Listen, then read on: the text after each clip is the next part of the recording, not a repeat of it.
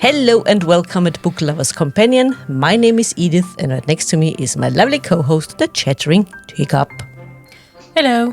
And here with us, two lovely ladies. Crime fiction author Tony Mott and translator Marina Sofia. Hello ladies and welcome at Book Lovers Companion.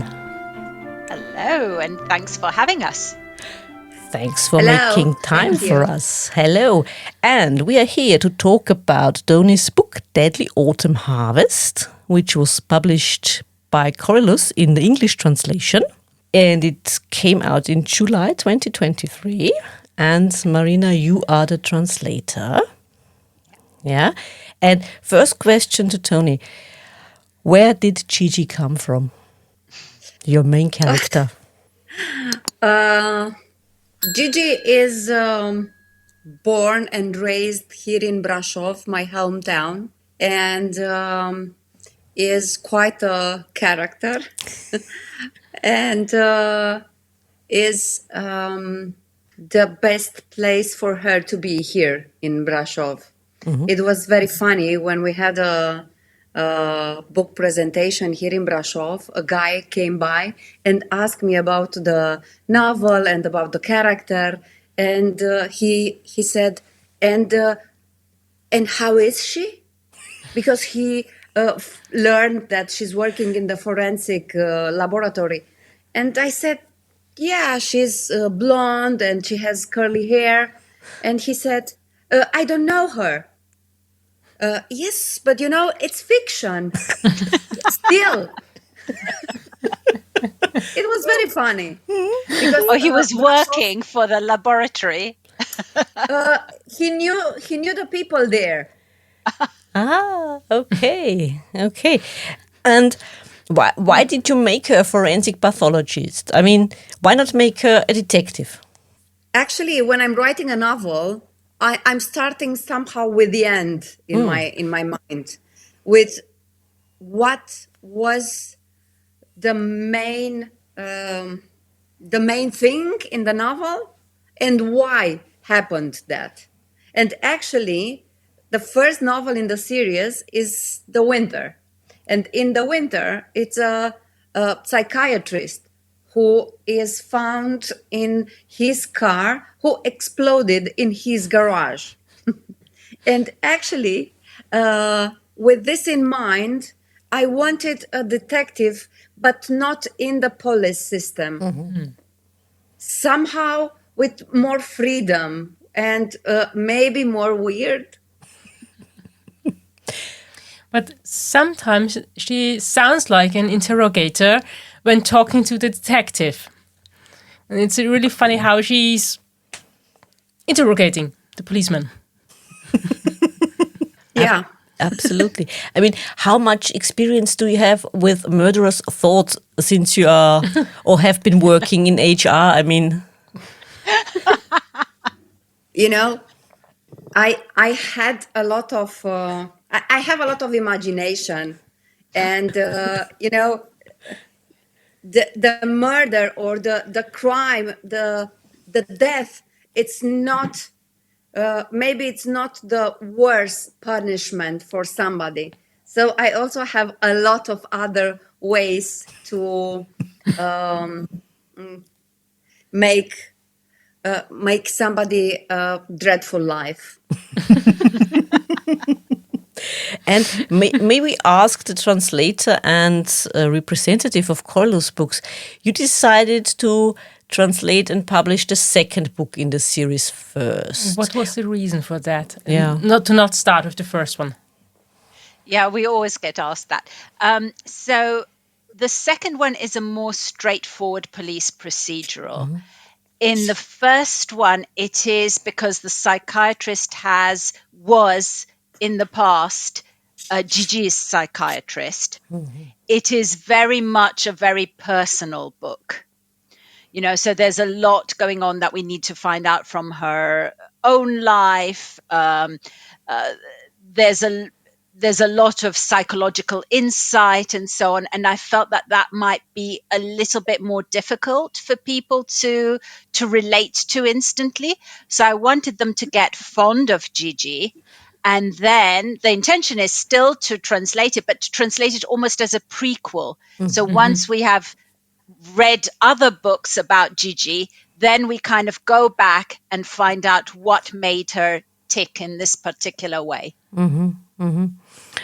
And the way you describe Romania, how difficult was it living there, of course, but also transporting, writing crime fiction, but keeping it in a positive light? Because, for the rest of Europe, we sometimes fall back to our old images when we think about Romania. But in your book, this is a modern place. We have to remind us this is not the past. This is a modern place where everything works just like everywhere else, plus minus, and but you also have this attitude. I mean, still, Gigi is a woman in a man's world.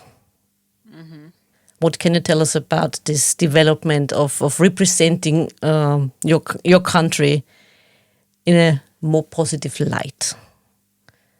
Let's put it that way. Before the series with Gigi, I had another one with a cardiologist involved in some research, but it was also a woman doctor, and this is what I wanted to do, to present a main character, a woman with the struggle in our. I'm so sorry, but it's my cat, Lars. Yes. Life under the paw. All the struggle in this men's world with very macho attitude and all the problems and things like that. The other series was not located in Brasov. And I think that it comes with my maturity, maybe, also as a writer at my 5th novel, to settle in Brasov, in my hometown, and actually make Brasov a character in the novel. And it's a character as my town is, somehow very settled and mature and nice, but also from time to time cold and gloomy and dark and things like that. And you had a good question for me, which I can't answer. You have to ask Marina that, because that was an interesting one. You said, as a translator, because the book is set in Romania and it is written for Romanians. So when translating it for an English audience, did you translate it as it was, or did you add a few pieces to explain something a bit more and to make it more understandable for people from somewhere else? Yeah, I mean, I would certainly not put footnotes into it. So yes, so there were some explanations in the text, but actually what happened is, instead of adding, I actually took something out of course, with Tony's consent. And that was because there is a lot of reference made to a major case that the police messed up, which happened in Caracal it's a real case, real life case, a few years ago. And probably had happened very recently when you wrote the book, right, Tony? And it was one of those major cases where the police investigation failed, and they also started questioning themselves and what they were doing and how it was set up and why the failure and so on.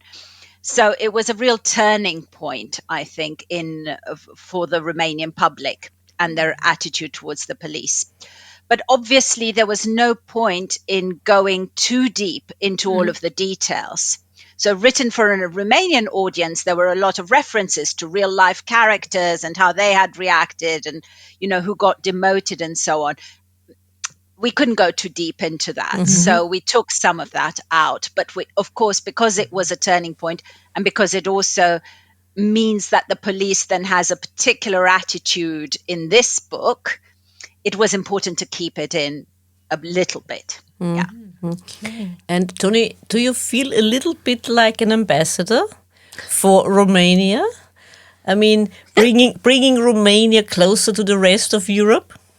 It's such a pleasure for me to be asked about my town and to have this chance to tell the people that it's a very nice town, the most beautiful in my opinion, with some medieval buildings which are wonderful. And somehow, if we will get the chance to have more tourists here in Brasov because of me, I will be delighted too. So something like a crime walk like they do in Venice. Yes. Yeah. Okay. There are a few cases. Yeah, Yeah. exactly. A few sites Exactly. Absolutely.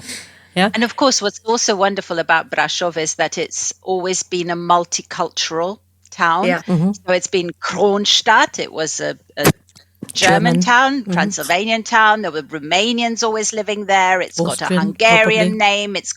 So it's had a lot of different populations living side by side there. So it's really interesting from that point of view as well.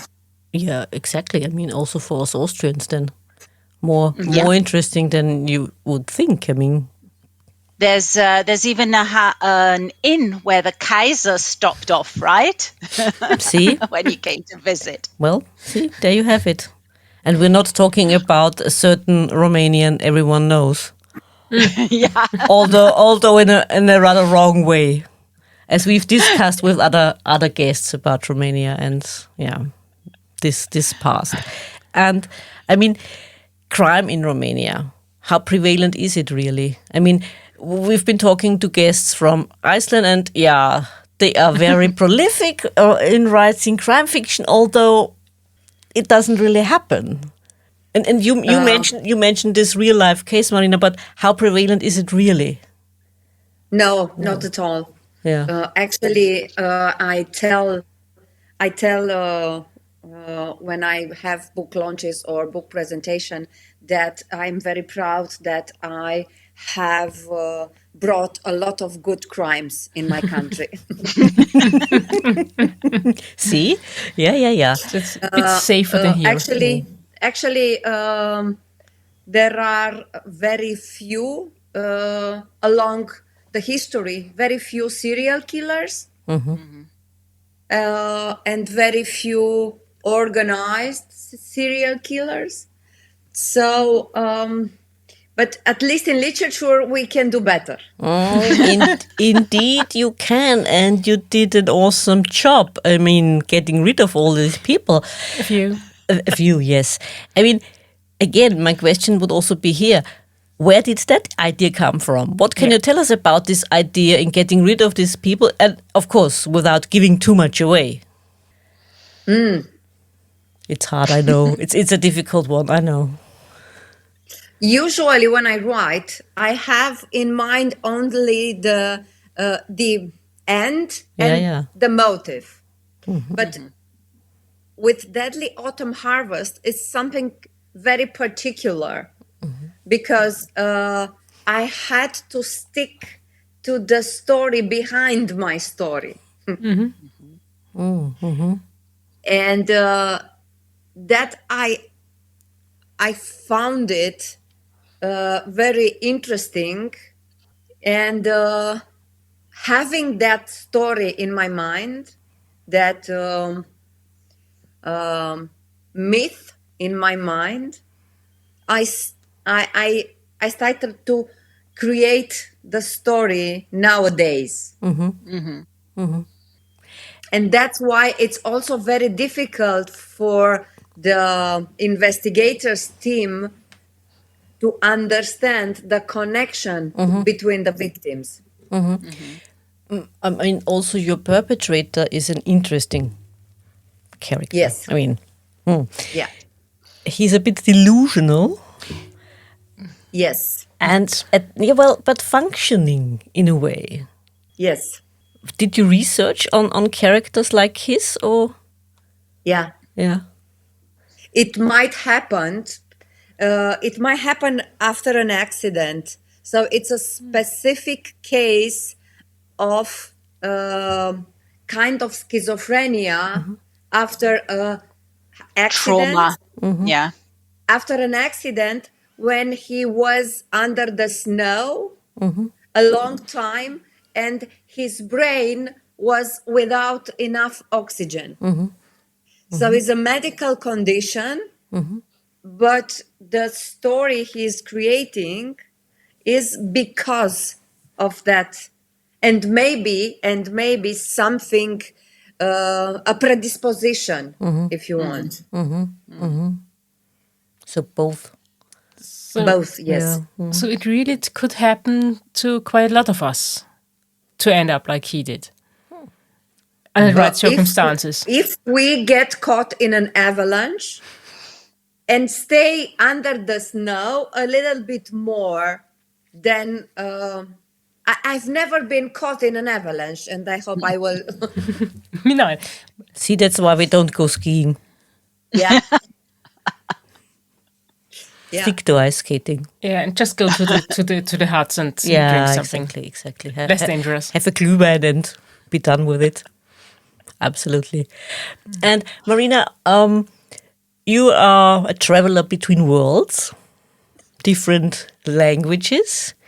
What was for you still the greatest challenge when you translated this book? I have to say it was a pleasure, actually, this book from start to finish. So first of all, because it's set in Brașov, which is one of my favorite towns in Romania, although I don't come from there. But I do like skiing, so I used to go very frequently there whenever I could escape, sometimes even when I was supposed to be at my lectures as a student.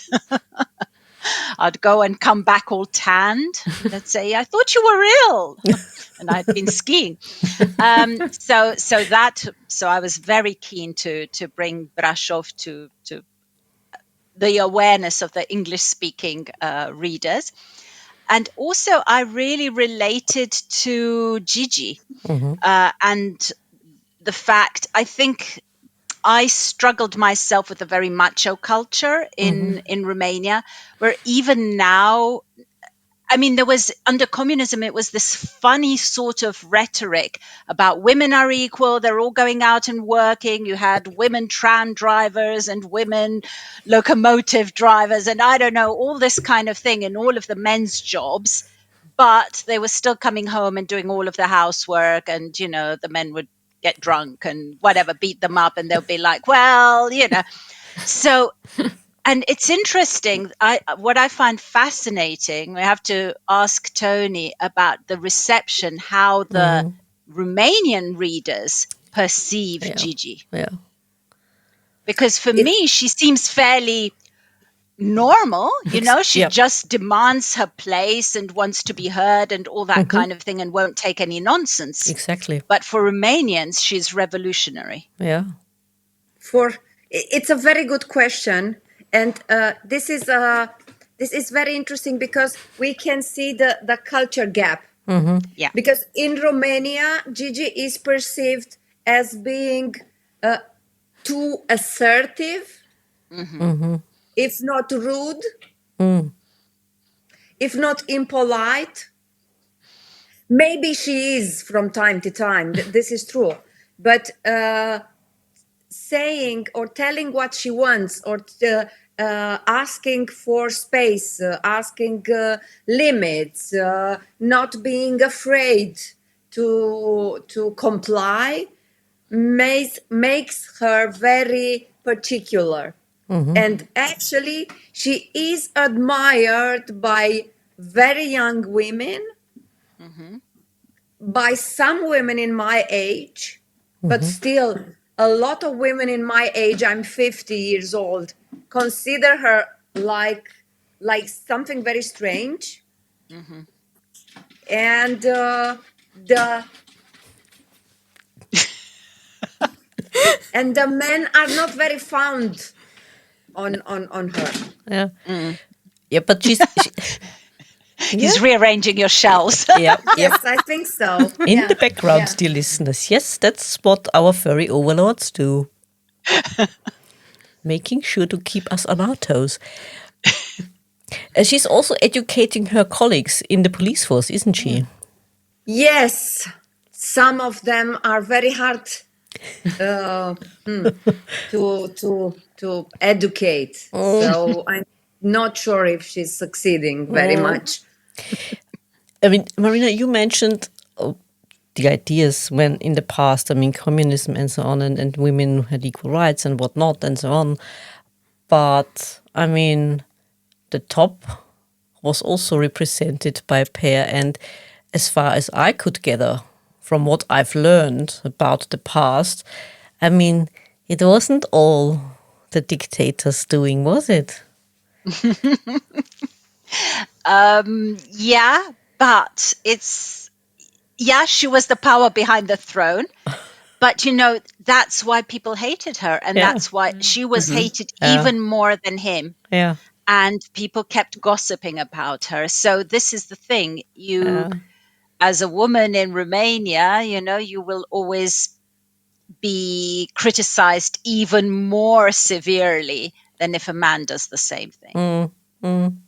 And what really gets me whenever I go back to Romania and I turn on the TV and it's all of these women in shows and things like that are purely decorative, a bit like Italian TV as well, it has to be said.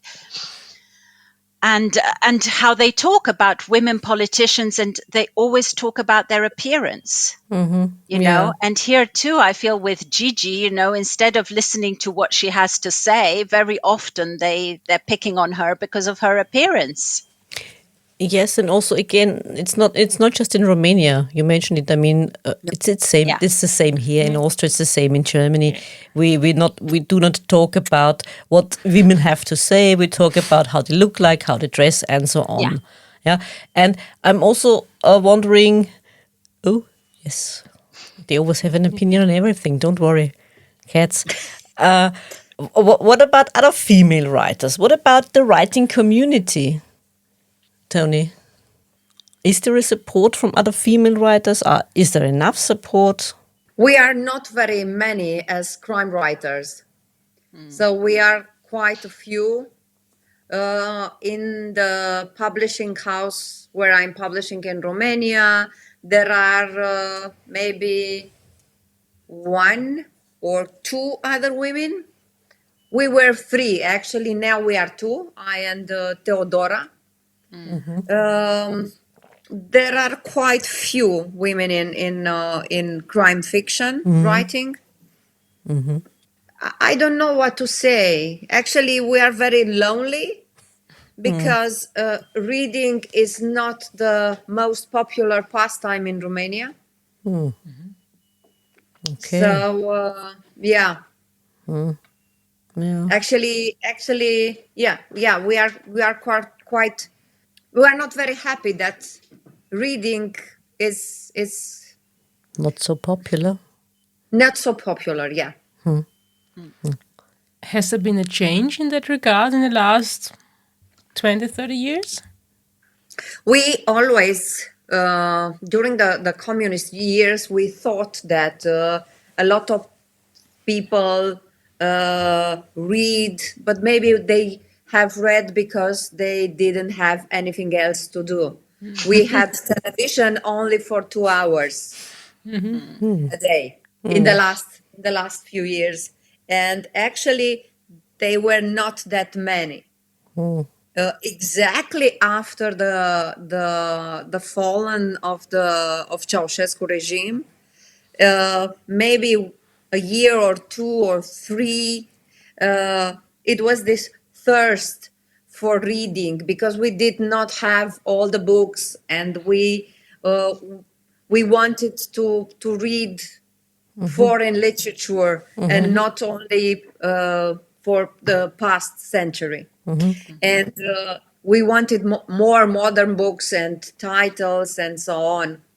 But afterwards, it was a decline. Actually, Romania is a very consumerist society, and having TV and having this social media, people do not read that much. I think it's a struggle everywhere, but I think here it's a little bit worse. It's a pity, actually. Yeah. I know, But it's the same here. Yeah. So. And what about the reception of Romanian authors in the English-speaking world, Marina? Yes, it could be better. I would love it to be better. No, I think what sometimes disappoints me a little bit is that the Romanian authors that do get promoted are very a niche, very literary. And, like Mircea Cărtărescu, everybody was predicting that he might win the Nobel Prize and so on. And he gets a lot of promotion and he does win a lot of prizes. But at the same time, I have the feeling, and then other books that get translated and published tend to be very about communism, censorship, trauma, so it's a very one-sided picture. And I'm thinking there's a much greater variety of writing, both in the recent past and above all in contemporary writing, that I would like to see published and read, hopefully, here as well. And also the crime literature. I mean, crime is always popular. Yeah. Also in Romania, I suppose. not that much. Not that much. Interesting. No, it's very interesting. Yeah. It's very interesting. Yeah. Yeah. Yeah, The I think people are- romance or something is more popular, right, in Romania? It's a little bit more popular. The idea is that the people, which are very few that are reading, tend to be a little bit snobbish. They consider that crime fiction is a minor genre and somehow is less than literary fiction.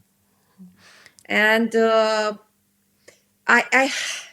I received a lot of messages. Wow, I never thought that I could read again crime fiction. I was reading when I was a teenager and I discovered that it's wonderful and I like it, and a lot of messages. But the people are biased somehow. But maybe they buy the literary books in a print version to put on the shelf and read the crime books as an ebook. Because they enjoy it. Yeah. Yeah. I realized that, at least for me, in this book there was quite a lot of direct speech. Was that intentional or just the way it happened? I don't know what direct speech is. I don't know Dialogue. A lot of dialogue. Yes. Yes, it was. It's actually how I'm writing. I really like to somehow have the reader with me, seeing what is happening, being somehow part of the action when it's happening. Because it puts us right into the action, more or less, into the scene. Yeah. And And it makes it more fun to translate as well. why? Is it different? Actually, it can be sometimes a little bit challenging because it's the way Romanians talk and the way that English people talk can be quite different. So I have to find ways in which to replicate that, quite banter and quick exchange of things which can perhaps sometimes come across as rude to English people. Yeah, but it's really kind of good humored. That would be the way people talk to each other. Rude Romanians. Yeah. Not really. Not really. Just like loud Italians. Not really. They are not fighting. They're just talking to each other. Yeah, exactly. And how much coffee do Romanians really drink? A lot. Oh, a lot.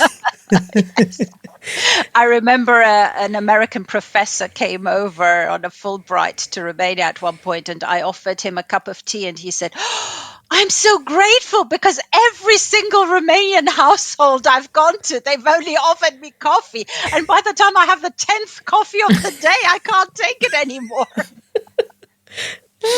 Poor man, yes. Indeed, indeed. And I get it from the titles of your book, Tony.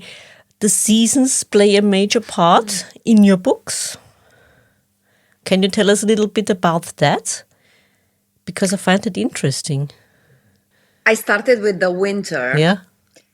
Because I wanted to bring a very dark and cold atmosphere. But afterwards, I said, that would be interesting to have the seasons. And then it was the autumn, and then the summer, and then the spring. And now the book I have published, I had a book launch on Monday this week. Congratulations. It's called, thank you. It's called the Season of the Brides.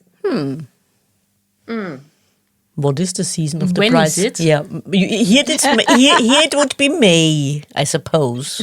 Going on September nowadays. Yeah. Actually, it's September, October. And it's called like this because some corpses of the women dressed in white are found in our beautiful Brasov. And it seems that the criminal has taken all the blood out from them. And because the media is always hunting for clickbaits, very soon translates or put the name for the criminal, for the killer, the vampire of Transylvania. Vlad. And He's back. yeah, and of course, afterwards, Dracula. And actually, the novel has some quotes from Dracula, the Bram Stoker's Dracula, each chapter. I like that. Yeah, using it, why not? Just like that. Yeah, of course. Why not using it? Yeah. I find it absolutely perfect. I mean, why not? If it fits. If why it not? fits, yeah, exactly. I mean, how tempting is it sometimes for a Romanian? Yeah. It To was, put pointy teeth on. Yeah. it was, and actually it was because I had a talk with a film producer, and he read, I think, two novels from the Gigi Alexa, and he said, yeah, it's very interesting. I would like, but we do not have Netflix in Romania. And if I would go to Netflix, I need something more. And I said, what do you need more? Yeah. No, I need something big. And I said, okay, you want something big? You will have it. You'll have the Dracula. Okay. And is it sometimes annoying that he's always brought up? I don't know. Actually, because I know all the story, the real story, the not so real story, the fictional story, I don't get annoyed, and actually I'm not offended. So it's a nice story. Why not? And yeah. I think it's quite funny to see the evolution, because I think initially people were a bit offended because that was all that anybody ever knew, especially of Transylvania. So I think, people were trying to explain and no, and yeah. And now, if you go to the airport, it's all Dracula everywhere. There's a wine, Dracula's wine. There's, I don't know what. So they've kind of embraced it. You want a theme park? We'll create a theme park. Yes, of course, and I say Make money of it. Yeah, why not? I mean, idea. yeah, absolutely. I fully agree with them. Why not? I mean, that's what they do in Salzburg, is it not? Yeah, exactly. I mean, I don't know a single Austrian who has ever really seen the film Sound of Music. I mean, I haven't. Sorry to say. Sorry, Julie Andrews. I love you, but no, I haven't. And they do have this Sound of Music walks and tours and whatnot. I mean, yeah, milk it. Why not? If people will pay for it. Yeah, exactly. Absolutely. I mean, bringing books to a broader audience that are not that not get translated by the big publishing houses. I mean, that's what you do. And thank you for that, because you've brought us lots of interesting authors and good authors and wonderful authors. I mean, how hard was it to start everything, Marina? How long did you battle with yourself? Shall we do it? Shall we not do it? Can we do it? That is true. I always wanted to bring Romanian writers to an English-speaking audience. I always wanted to do that, and I was always, as soon as there was a translation published, I would talk about it and review it and promote it and so on. And I knew that I could possibly translate some, and I was criticizing other people's translations and saying, I could do much better than that or whatever. But above all, it was because I love crime fiction, I knew that I wanted to bring those kind of voices. So it didn't really, as soon as I found the first author, I didn't really stop to look back. It was all guns blazing. Good for us. And do get Romanian authors translations in other languages, like for example German, because the Icelandic authors got translated into German before they got translated into English. At least quite often. Yeah. So does this happen to Eastern European authors sometimes as well, or not at all? I think not so much for crime fiction. I think for literary fiction, very often when I try to pitch to other publishers, for other kind of writing, I will point them to the German translation, in particular German or French.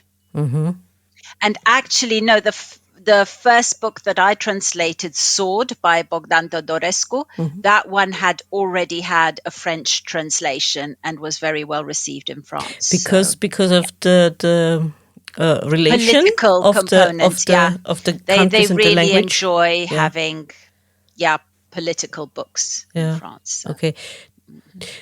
Do publishers in other countries underestimate the value of Romanian authors, especially in the crime fiction sector? Yeah, I think so.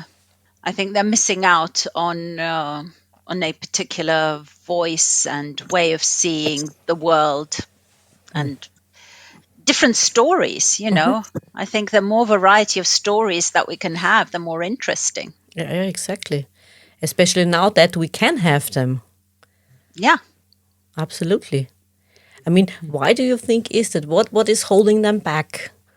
Do they still have this strange view of, I don't know, Eastern Europe, Romania in particular, or something like that?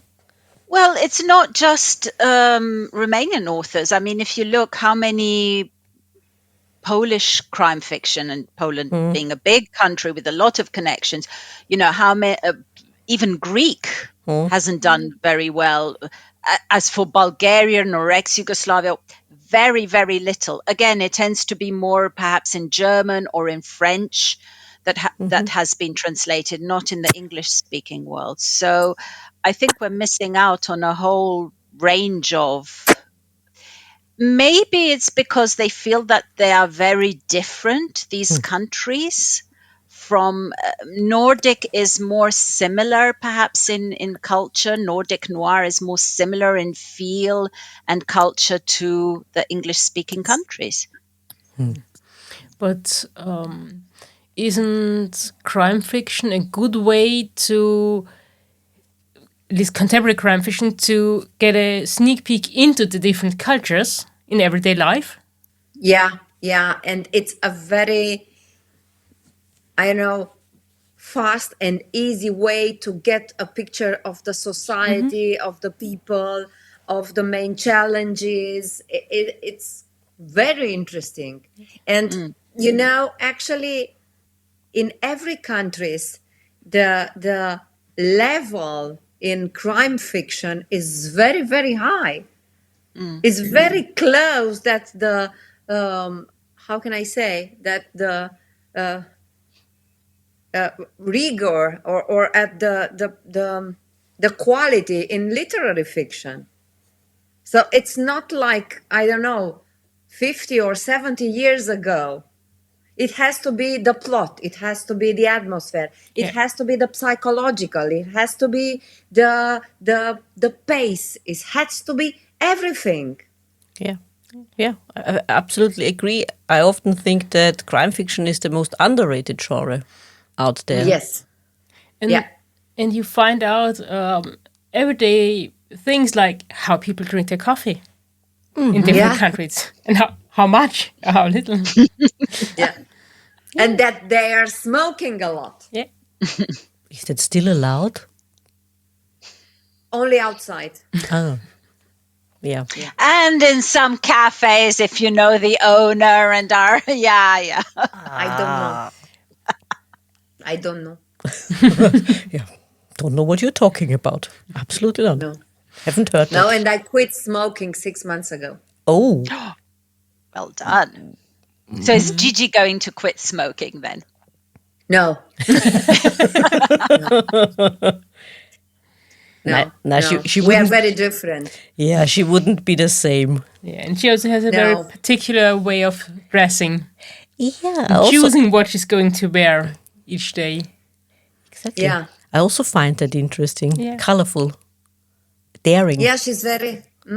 She's very colorful and very strong colors and very strong patterns. And I wear only black. I see. I mean, at least on the surface, she's very flamboyant. Yeah. Yes. In the way she presents herself to the world. And yet, when you take a closer look, she's not at all. No. There's a lot going on beyond all the color and the flamboyance. Yeah. There's a lot of hurt, a lot of trauma again. It's kind of a cover for her. Yeah. Hiding in plain sight. Again. Yes. Absolutely. I mean, Tony, what is your advice to other authors, be it Romanian or anywhere else in the world? Have very courageous characters and very, how can I say it, daring characters. Because we, as authors, might have boring lives, which is nice and cozy, but we can go as far as we want in our stories. Yeah, that's true. And Marina, what about translators? Is there any advice you can give? Is there a wish you would like to mention? Oh, there are so many other translators that I admire who are so much better than me. But I think just how much easier it is when you're enjoying what you're translating. And and how much fun literary translation is, because I've done technical texts and other things. And this doesn't feel like work at all. It's just you're reading the story and you're trying to think of the best way that you can do justice to the story. And it's so much fun. And it's also fun for us readers Yeah. to finally get something different than what we have. I mean, don't get me wrong, we do love our English countrysides, mysteries, but reading books from somewhere else, especially Yeah. countries we know not a lot about. It allows us to travel to different countries Exactly. Yes. and cultures. Yeah, and learn about other cultures and other countries. And what about your wish for, or what would you wish for from other publishers in other countries? Yeah, to be braver about, exploring the whole wide world that is out there. And, especially if they don't explore in crime fiction, which tends to be popular, okay, maybe not in Romania, but across the world, tends to be a very popular genre. If you can't experiment with that, then what are you going to experiment with, Exactly. Start there, and then, people might develop a taste for all sorts of other writing. Yeah. And reading books from different countries also makes you realize underneath they're all the same everywhere. Yeah. Yeah, exactly. The same motives, the same reasons. Yeah. The Be same more emotions. alike than we think. Yeah, exactly. Do you think that's a lot to do with money? They are too careful to risk their money on new authors? Yes, and I think it's also a question of educating the public, I think, a bit. I mean, Scandi Noir, yes, is very popular now, but it wasn't for a very long time. And it's really when TV series started coming out, when, so it's kind of like a snowball that grew and grew and grew. So I think this is what it's going to be like. So until publishers realize that actually maybe there are more readers than they think who are curious and want to explore the rest of the world, then they will start being a bit braver. Is there a risk for authors who want to present their countries, be it in literary fiction or be it in crime fiction, that they might fall into a trap of presenting cliches? Like we spoke about, a certain Vlad. Might there be a risk? I don't think so.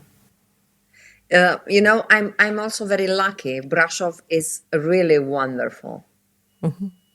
It's a wonderful scenery. You can go on streets and love the buildings, see the sun, feel like holiday in a very, Germanic town and things like that. So there is no risk. Of course, if I would try to present something ugly, I don't know, Soviet blocks of apartments and things like that, if it's not a crime there, it's not interesting. Okay. Yeah, true. Yeah. What about your future plans, both ladies? Who would like to go first? What can we expect, be it from Koilus as a publishing house, from you, Marina, as a translator, and of course from you, Tony? You've mentioned a little bit about your next book. Would you like to go first, Tony? What can your readers look forward to? I would like to, because in the season of the brides are a lot of things happening, which are making Gigi take some choices and do a lot of changes in her life. And actually, after the season of the brides, the next novel it's the first time when I know the title before writing. It's the season. It's actually in Romania it's Anotimpul Mireselor, the season of the brides, and the next one is Vremea Zăpezii, the time for snow. And the time for snow will be in South America. Yeah, because I've been there this year with a TV show, and it was really amazing. I met a lot of people, very interesting people, and it was an experience I want to write about. To fiction. I'm not a, of course. So the next story will take place there, and the next one will be a standalone. I'm postponing for 2 years, and it will be a standalone. Okay. Promising. Yeah, absolutely. Sounds like a lot of work for me coming up. Sounds good for us readers. You will be busy, busy, busy. Yes. Both of you. Yes. So, Marina, what about Corylus and what about you? Oh, we've got a very busy year coming up. So I'm hoping to translate the next one in the Gigi Alexa series, which will be the summer one, which takes place during the pandemic. So it's the Poisoned Summer. The Last Poisoned Summer is the provisional title. So for obvious reasons, The Last Poisoned Summer. And let's hope it's the last. And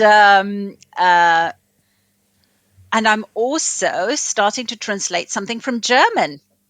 Wow. So we've got a novel, we've acquired a novel, you hear it here first, that takes place in Berlin in 1961, just as the wall goes up.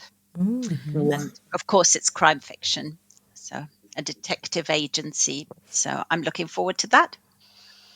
Nice. And it's again, what attracted me was again, because it's something about the role of women between East and West Germany at a particular moment in time. So, yeah. And knowing me, I will read it in English. Probably. Just saying. We could read both. Yeah, we could read both. Yeah. But I see the rarely. difference. But I rarely do. I usually read English these days. I rarely read something in German these days. Splendid. And I have to say, Corylus is always welcome here on Thank our you. show. And we love to have you on, and we love to have you authors on. And we're also looking forward to another translator, Quentin. He will not spill the beans, though, I'm afraid, will he? He doesn't know. Honestly, nobody believes us, but we really don't know who Stella is. Yeah, I do. I mean, yeah. We have to But believe it's kind you. of nice that we don't know. Yeah, true. And Tony, do you have a get-together with your male colleagues, like the Bogdans, from time to time? Or just ask him in... Yeah, of course. Bogdan was at the book launch this Monday, because he is also the publisher in Romania, and I think he will be also this weekend in Brasov, because it's a science fiction book festival. So I hope we meet again this tomorrow, actually, to have a coffee, of course. I think more than one. Yeah, please, can you remind him that he still has to come to Vienna? Yes. Because we still wait for him to meet us for a coffee in person. Yeah. Because he promised. And I know he's a very busy man, but, maybe on the way to, I don't know, Brussels or something Somewhere, like that. just a little detour. Exactly, absolutely. Ladies, is there anything else you would like our listeners to know? That they are very welcomed in Brasov, and if they come, I will be honored to say hello to them and to sign them a copy of my book. Splendid. Good to hear. Marina? Yes, and I think that Tony also has written a guidebook to Brasov, so she knows a lot about the city. So you can have no better guide, and also there are lovely, lovely cakes. If that doesn't tempt you, then I don't know what will. It's a strong argument. Yep. Yeah. Coffee and cake. I remember during communist times, very occasionally at one of the stores in Brasov, you could find kremschnitt. And we used to queue up for ages when we heard rumors that it might be available. Oh, yeah. That's Nowadays, it's special. a bit easier to find. Yeah, it is. But it has to be perfect. I mean, it's really not good Yeah, one. it's not that easy. No. Actually, not even here in Vienna Yeah. to find the really good ones. To be honest, Yeah. But you'd queue for the good ones. I would. Yeah. Don't get me wrong. I would. Most definitely. Teacup. Any more questions for our guests? Got all your questions answered? Yes. Think so. Yeah, so did I. So thank you, ladies, for joining us. Thank you. you for writing Thank the you. book. Thank you for translating it and for making time for us. It was lovely to have you on the show. Thank Thank you very so much. It was We- very lovely to be here. Thank you. You did enjoy this episode as much as we did? Then hit subscribe and don't miss the next episode. Also, make sure to follow us on Twitter, Facebook, and Instagram. If you like to support us and buy us a coffee, you can do so via Buy Me a Coffee and other platforms. You can find all the necessary links in the description. Until next time.